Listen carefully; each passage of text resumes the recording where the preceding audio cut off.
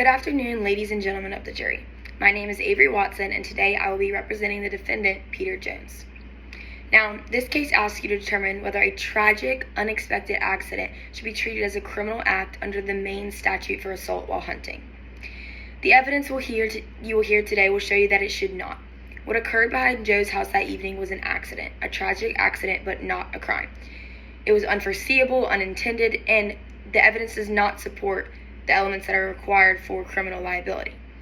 Now, the state bears a burden to prove, beyond reasonable doubt, that Mr. Jones was acting in pursuit of wild game and that he acted with criminal negligence. The evidence you will see today will not demonstrate either of those elements being present. Now, the facts of this case are very straightforward. Peter Jones and Joe were behind Joe's residence engaging in routine target practice. This is something that they have done many times before, and they are longtime friends. An activity that they have done safely many times before, even. So, they set up empty cans on rocks approximately 20 yards from where they stood to shoot. They used a small caliber level action rifle to practice shooting.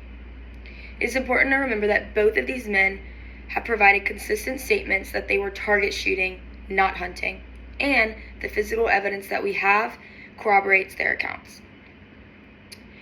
Investigators recovered spent casings in the backyard that matched the lever action rifle, and no evidence indicated that any shotgun had been fired. This is important because when turkey hunting, a shotgun would have been used. You also hear testimony regarding the moment a wild turkey unexpectedly appeared in the field. Peter acted instinctively and raised his rifle. This is the rifle that he had been using for target practice and not aiming for any wild game. In doing so, as he lifted his rifle, it slipped from his hands, struck the ground, and was discharged. The resulting shot of this accidental discharge was a shot that struck Joe in the arm.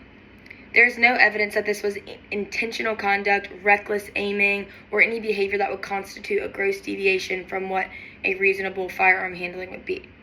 There was no pursuit of wild game, and there was no criminal negligence. This was an accidental discharge caused by a momentary loss of control and nothing more. Now, the gun evidence in this case is critical, and it is entirely consistent with what the defendant's position is. Investigators recovered 2 firearms belonging to Mr. Jones. First, the lever action rifle used for target hunting, and a 12-gauge Browning Auto 5 shotgun. Now, the shotgun, the only firearm capable of turkey hunting, was found inside the house and inside of the gun case.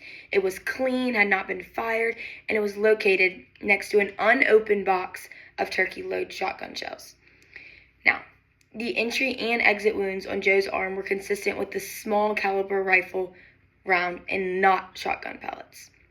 The state's own physical evidence shows that no hunting weapon was used and that no hunting activity occurred.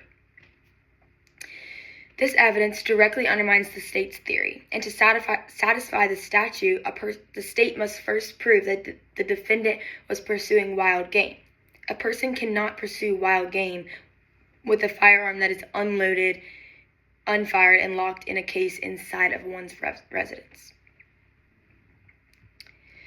Now, the undisputed physical evidence confirms that Mr. Jones was using only the lever action rifle for informal target shooting, and the shotgun remained unused and inside the house. This alone defeats the entire pursuing game requirement of the statute. Now, you will also hear a testimony regarding Joe's condition that evening. We have toxicology reports that show his blood alcohol concentration level was 0.11, and there was also presence of marijuana and other amphetamines. Now, this evidence is not offered to cast blame on Joe, but rather because it provides context for the recollection of events of the night and for the overall circumstances. This is evidence that the state has chosen to include because it bears on reliability, perception, and the totality of the situation. It reinforces the reality that the environment that night was informal. It was practice shooting with a friend, and it was unstructured and far removed from the focused, intentional conduct associated with true hunting. Finally, The evidence will show that Peter Jones' actions do not meet the legal definition of criminal negligence.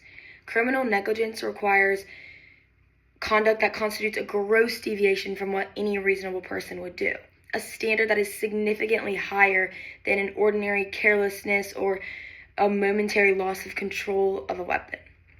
The evidence will demonstrate that Mr. Jones adhered to normal safe hunting practices.